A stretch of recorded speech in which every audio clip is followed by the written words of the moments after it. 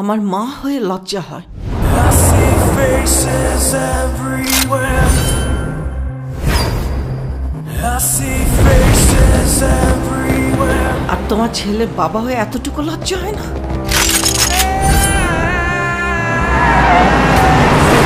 উনি একজন drug addicted. উনি একজন রেপিস্ট।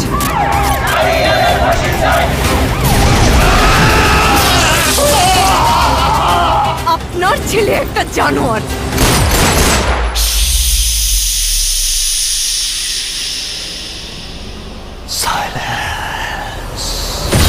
ওর এখনই এই অবস্থা, ওর ফিউচার কি?